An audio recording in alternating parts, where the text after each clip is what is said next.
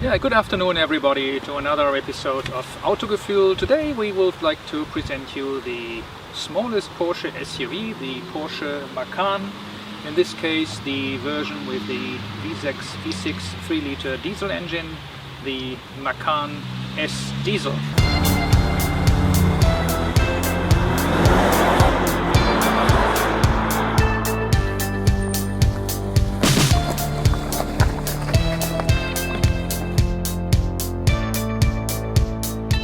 As you might know, this is the fifth line in the Porsche lineup.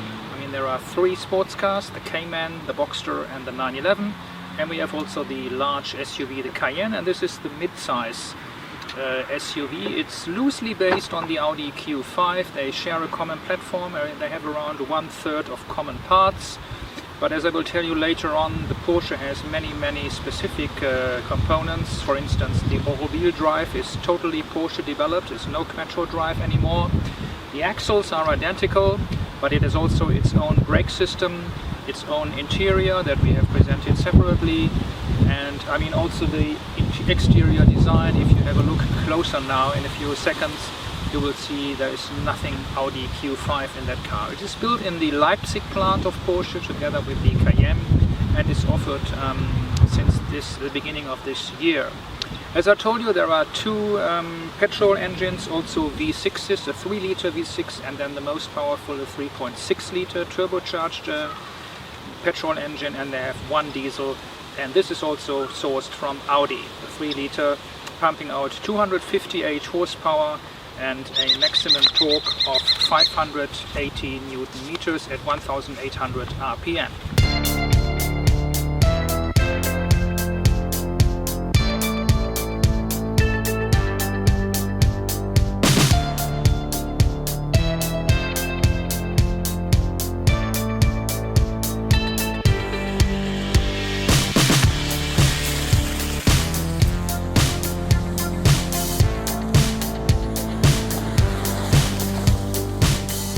Let's talk a little bit about the exterior design.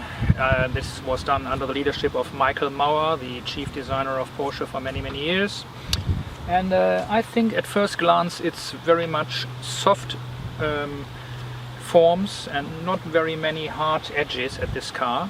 Very nice for Porsche. I mean, typically Porsche, and they have tried to give the car a lot of 911 and also some kind of Cayenne in some way. It's the same wheelbase than the Audi Q5, but it's slightly lower than the Audi and a little bit longer.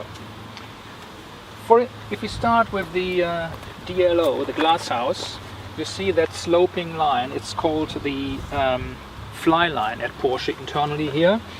And I find that especially in this D-pillar area and around this rear shoulder, it's very much Porsche 911. They have tried really to put some sports car DNA in that area here. Car, by the way, sitting on very large 20-inch wheels. There are even 21-inch wheels available, but I would go for 19-inch. I think this is a bit too much, but that's personal taste. In the lower area of the doors here, we have this carbon fiber, and it's really true carbon fiber side blades. And this is a tribute to the Porsche 918 Spider. You can find that in the 918 Spider as well. There are other versions with these side blades in body color or other materials. In this case it's carbon fiber. Right, going to the rear, we see the roof spoiler. This is always in black. In this case I think is a nice contrast with the silver body color. And then the rear, the tail lamps, very much 3D in the shape and LEDs, also similar to the 918 Spider rear lights. And then this here, deliberately not clustered, a very clean surface here, this tailgate. And if you miss a grab handle, also deliberately no grab handle here, but you can either open it by the door fob, by the fob, or, very funny, by pressing this button here on the windscreen wiper. And up it goes. And the luggage compartment is fairly enough, 500 liters. I think it's a lot of capacity. You also have an underfloor tray here, in this case with the subwoofer from the Bose audio system. If this is not in there, it's much more practical even. And of course you can then fold the rear seats in a 2/3 to 1/3 partition and increase the luggage. Very massive dampers here for the tailgate on both sides, so that will last for some ages. To close it, just press this button. Well, and in the bumper area you see 4 tailpipes on this diesel. Again, in my taste, it's a little bit overdone, but maybe customers like that. I could live with 1 each on both sides.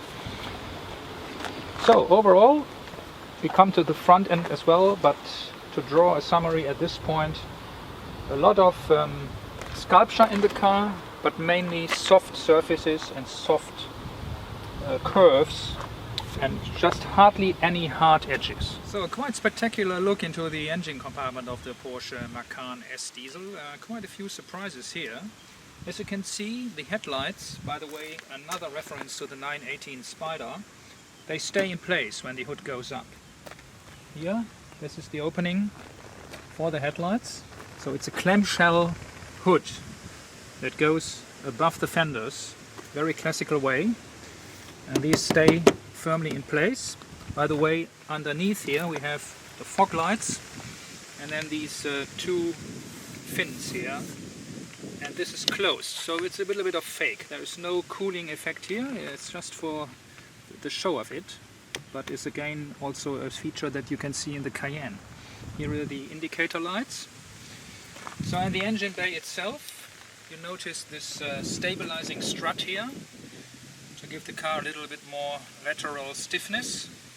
Very nice engine design with a plaque Porsche 3.0 V6S diesel. I think this is a very nice way to make even an engine compartment look very attractive.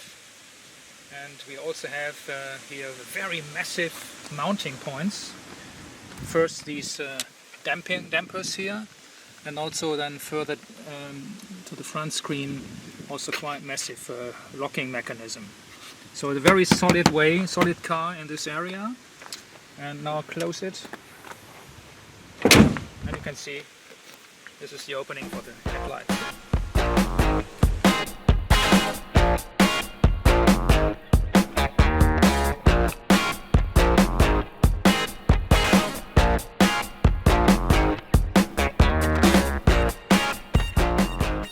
Welcome in the cockpit of the Macan S diesel. As you can see, it's very much a Porsche cockpit. You can identify that by various details. Most of all, the 3 instruments here, the central gauges, and as in every Porsche, the rev counter or tachometer is in the center of these 3 instruments. So it's much larger than the speedometer, which is on the left side. And on the right side is a very nice feature, the map of the navigation system, which you normally expect here. You can also have it here if you like, but also it's possible to have this map in this right gauge here, which we have at the moment. The steering wheel is directly derived from the 918 Spider, with all the buttons here, multifunctional buttons, and these very beautifully executed paddle shifts here, by which you can change the 7 speeds of the Porsche double clutch automatic. We have here the gear shifter in a very good position, and then this is typically of the contemporary Porsche interior design, the center console, which is gently rising here up to this area with many buttons. Some people think it's a bit too many buttons. I would also say maybe 50% less would do as well, but it's Porsche at the moment. Here I find it's a very nice way to regulate the temperature of the left and right side here by this kind of toggle switch. You have this digital indicator here saying 18.5 degrees or 19 at the moment. And you can also vary here the ventilation by another toggle switch. This is quite nice. So normally you would expect some rotary switches here, but instead we have this toggle switch. It's also a very nice overhead console, a little bit like in an aircraft with all these buttons here, and the same styling than the center stack here in the middle. You find again up here. Very nice light here if you open the door. So this stopwatch here that we know from other Porsches like 911, Carrera, GT, Cayenne, and also Boxster, I think, is optional. It costs around 1,000 euros, and it's part of the so-called Sport Chrono Pack. And another feature of the Sport Chrono Pack, in addition to this watch, is, if you watch here on the center stack, this Sport Plus system. And this is a system which enables you to enter a very sportive driving modus in terms of gear shift points, in terms of suspension settings and other stuff.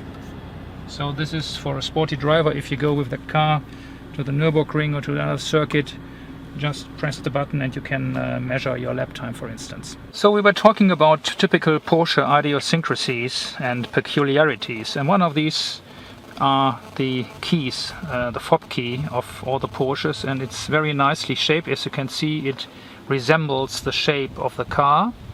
And then typically for Porsche, and this is a big difference to the Audi Q5, which is partly based on that car, or otherwise the Porsche is based on the Audi. They share around 30% of common parts, but only 30%, is that on the Porsche, like in every other Porsche, the ignition switch is on the left side of the steering wheel, so you have to put that here into that slot and then turn it to the right, and then the engine comes alive.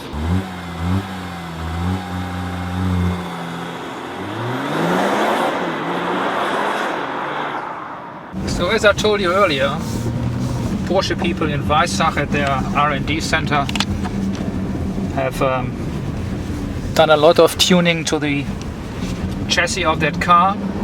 They rejected the Audi Quattro four-wheel drive because the main reason is that it's not possible with the Audi system to put 100% of power to the rear axle.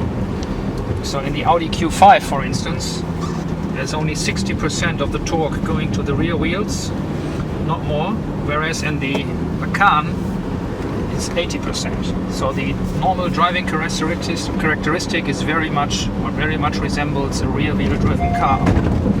On the other hand, thanks to the multi-plate disc, it's possible to shift the power when necessary to the front, more to the front. So if the system detects slip in slippery conditions, it instantly shifts more power also to the front wheels. So as I briefly remarked already, the Porsche designers at their R&D center in Weissach near Stuttgart have done a lot of chassis tuning to that platform here. In fact, they have rejected the Audi Quattro drive, the famous Audi Quattro drive, which is in the Audi Q5, of course. The main reason is that they wanted a car very similar to a rear-wheel driven vehicle. And this is not possible with the Quattro drive. In the Audi Q5 only 60% goes to the rear axle of the torque, and this was not enough for Porsche. So they went their own way, developed their own four-wheel drive system, and the result is that in the Macan 80% of the torque always go, under normal circumstances like now on the dry road, go to the rear axle. In fact, the rear axle is always driven in the Macan. Only in the case of slippery conditions, rain, snow, ice, mud, etc., then the system transfers torque also to the front wheels. But generally, and you can feel it, it feels like a 911. In fact, you also sit lower than in a normal SUV. This is very important as well. The seats give you a very firm support in the shoulder area and in the hip area. And the overall impression is that it's not a typically slow-moving, slow-reacting SUV, but it's really a sporty SUV from the word go. What about the engine? Well, it's a diesel engine, but you can hardly notify it. Only in the morning after the cold start you can hear some knocking coming from under the hood, but as soon as the engine reaches its working temperature, and on the motorway and on faster country roads it sounds like a petrol engine. And the torque is instantly there from 1800 RPM up to around 4400 RPM. The fuel consumption, as I said, is very much dependent on your driving style. We have driven it quite rapidly on German motorways, and then you can easily reach 9 liters per 100 kilometers. If you drive really fast in the night and around 200 km/h, then it can even rise to 10 liters. On the other hand, if you go on a French motorway and drive constantly 130 kilometers per hour, you can be lucky to reach a figure of just below 7 liters, 6.9 or something. More normal is 7.5. The official fuel consumption figure from Porsche is 6.1 or 6.3 liters. This is hardly possible ever to achieve. So, but for a car that weighs 2 tons, I think the fuel consumption is alright, although a bit high in comparison to wagons or to sedans. I mean, it's an SUV in the end, but a sporty SUV, as we said. The steering, very responsive, very direct. You can feel it's a Porsche. The Audi Q5, the platform brother, so to say, it has much slower reactions, much more body roll, and thanks to these buttons here, to the shock absorber settings and then the Sport Plus and the Sport programs, you can always go for a more sporty ride if you want. If you switch it all off, so you drive the very normal settings, the car is pretty comfortable. In fact, the ride is very well balanced, so the car let you not wreck your nerves if you drive very long distances. The perceived quality in the interior is probably not as high as in an Audi. I mean, Audi is the pinnacle of interior quality, but I think it's decent enough. We have a lot of stitches here on the leather stitching. We have these aluminum applications here around the air vents. Here we have also aluminum around the gear shifter console, and it all feels very solid and well made. As I say, maybe Audi is 100% and Porsche is maybe 80%. And also some words to the roominess of the car. At the front seats, you feel very spacious, good round visibility. By the way, here the A-pillars covered in an Alcantara-like leather, very soft. But also only in the rear, it's a little bit, I wouldn't say cramped, but it's limited. So if you are a guy with a tall guy with long legs, or a tall torso, the head clearance and the knee clearance is limited in the rear. This is something we have to consider, but as I say, driver and passenger, they enjoy a very good space here and a good visibility.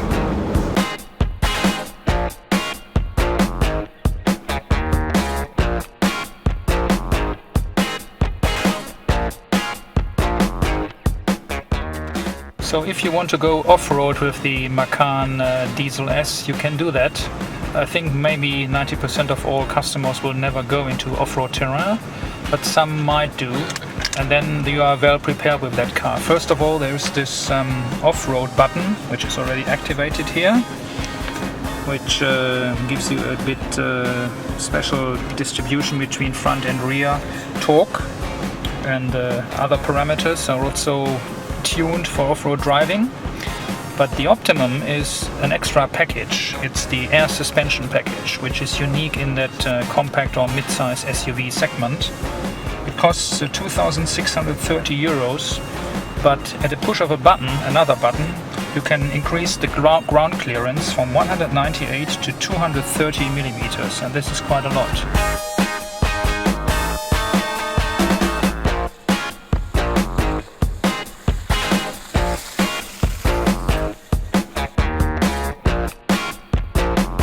Macan is the Indonesian word for tiger, and I think that's very fits the car very well, because it has performance of a tiger.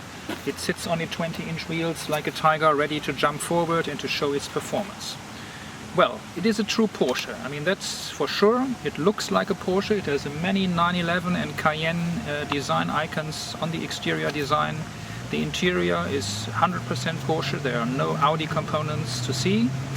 It has its own four-wheel drive. It's very capable off-road if you want, and if you order this optional air suspension system and this torque vectoring system for the rear axle as well, that you can also order as an extra. The performance is pretty well. I mean, 6.1 seconds or 6.3 seconds if you don't have the power pack. For a diesel car with nearly 2 tons of weight, that's really acceptable. The fuel consumption varies between 7 and 10 liters. It's up to your personal driving style. And the maximum speed is 230 kilometers per hour, which is also very well. Good. I mean, the price is, of course, has its price. The Porsche has its price. It's 7,000 euros more expensive than the Audi Q5 with the same engine. And if you order some options, I mean, you can easily pump up the price to 65–70,000 euros. But in the end, you have a Porsche and not an Audi Q5. And to be honest, the Audi Q5 over the years now has grown a little bit old, and this is very fresh and new. So in the end, for Porsche, I think it was a good decision to enter that car to its lineup, and I'm pretty sure that even some people who considered up to now a Cayenne will probably then go for the more compact Macan, because it's also much more convenient in city driving and in car parks. Well, so then we can recommend that car. It's also environmentally relatively alright. I mean, many people don't want to drive a Cayenne. It's too massive, too thirsty on the fuel side. And this is probably the most rational way to drive Porsche in these days. But it's still a Porsche, and I mean, that counts. So all the best, see you soon on Autogefühl.de. Stay tuned, bye bye.